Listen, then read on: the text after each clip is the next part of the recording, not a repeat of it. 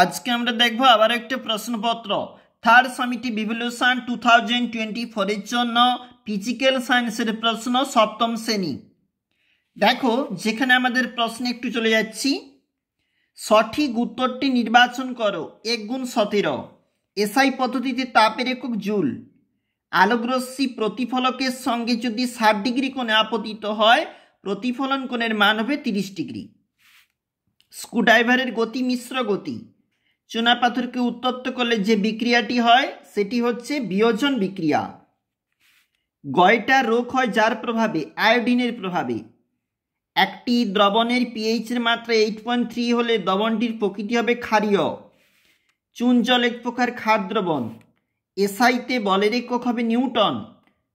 রামধনু হল সূর্যের সাদা আলোর বিচ্ছুরণের প্রাকৃতিক ঘটনা। 2 নম্বর পেজে যাব এখন। প্রযুক্ত বল সমান বস্তুর ভর ইন্টু ত্বরণ। চুনাপাথরের সংকেত CaCO3 ক্যালসিয়াম কার্বনেট।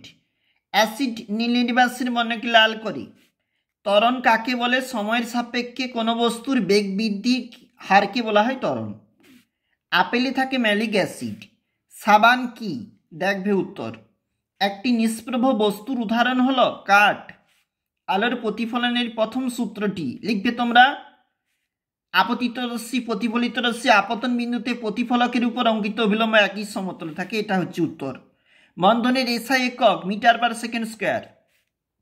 পরমাণুর কোন অংশে প্রোটন নিউট্রন অবস্থান করে? উত্তর হবে নিউক্লিয়াস।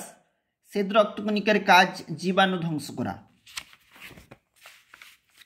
সাইলেন্ট স্প্রিং লিখেছে র্যাচেল কারসন। ছোট মাছ খাওয়া ভালো কেন? ক্যালসিয়াম রয়েছে। কাঁচে হলুদ রং করবার জন্য আয়রন অক্সাইড যৌগ মেশানো হয়। থার্মোপ্লাস্টিক থার্মোসিটিং এর মধ্যে পার্থক্য। ভিনিগারে থাকে acetic acid CH3COOH। 50 degree Celsius কত ডিগ্রি ফারেনহাইট নির্ণয় করবে?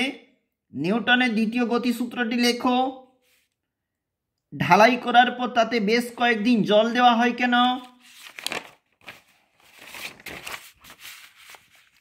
এটা হচ্ছে আমাদের ঠিক পরের পেজটা দেখো।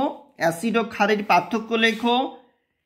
কোনো এক মুহূর্তে এক সাইকেল আরোহীর বেগ 10 মিটার/সেকেন্ড এবং 5 সেকেন্ড পর 15 মিটার/সেকেন্ড। সাইকেল আরোহীর ত্বরণ কত? দেওয়া রয়েছে উত্তর। দেখো, মানবদেহে অ্যাসিড ক্ষারের ভারসাম্য কোন বিষয়ের উপর নির্ভর করে? পাকস্থলীতে কোন অ্যাসিড থাকে? পাকস্থলীতে তো হাইড্রোক্লোরিক অ্যাসিড থাকে। অবশ্যই তোমরা লিখবে। আমরা এখন দেখছিলাম প্রশ্নপত্র 3rd ইউনিট।